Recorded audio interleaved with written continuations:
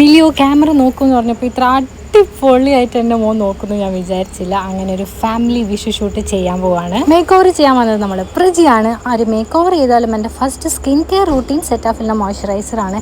എൻ്റെ സ്കിന്ന് ഭയങ്കര ഹൈഡ്രേറ്റ് ആയിട്ട് ഹെൽത്ത് വെക്കുന്നതിന് വൺ ഓഫ് ദി റീസൺ ഇത് മാത്രമാണ്. ഞാനൊരു 2-3 ഇയേഴ്സ് ആയിട്ട് യൂസ് ചെയ്യുന്ന ഒരു മോയ്സ്ചറൈസറാണ്. നെക്സ്റ്റ് നമ്മൾ മിനിമലിസ്റ്റിൻ്റെ സൺസ്ക്രീനാണ്.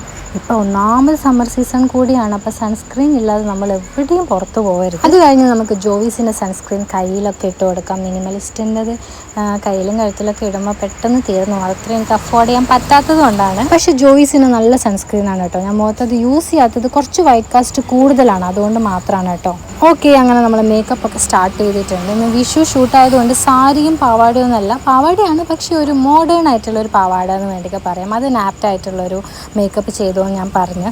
പിന്നെ നിയമോളിതാ, ഞാൻ എവിടെ ഇരിക്കുന്ന കണ്ടാലും മിലിയോനെ പോലെ തന്നെയാണ് വന്നിട്ട് എൻ്റെ മടിയിലിരിക്കണം. അത് കണ്ടു കഴിഞ്ഞാൽ മിലിയോന് കുശുമ്പ് വരും. മിലിയോ പിന്നെ എൻ്റെ മടിയിൽ വന്നിരിക്കും. ഇങ്ങനെയൊക്കെയാണ് നമ്മളെ കാര്യങ്ങൾ. അങ്ങനെ മേക്കപ്പ് ഒക്കെ കഴിഞ്ഞു. ഇതാണ് എൻ്റെ ഔട്ട്ഫിറ്റ്. ഇത് മാത്രമല്ല, ഇതിൻ്റെ മുകളിലൊരു കോട്ടും കൂടിയുണ്ട്. ഇതാണ് ഞാൻ പറഞ്ഞ ആ ഒരു കോട്ട്. ആഷ് ക്രിയേഷൻസ് ആണ് നമുക്ക് 3 ആക്കും നല്ല സൂപ്പറായിട്ടൊരു വെറൈറ്റി ആയിട്ട് ചെയ്താണിട്ടുള്ളത്. മിലിയോനെ കാണാൻ എന്ത് ഭംഗിയാണെന്ന് അറിയിടുമ്പോൾ മിൽത്തിയേട്ടനും അതുപോലെ തന്നെ നല്ല സൂപ്പറായിട്ടുണ്ട്. അപ്പോൾ നമുക്ക് ഷൂട്ടിലേക്ക് പോവാം. Bye bye.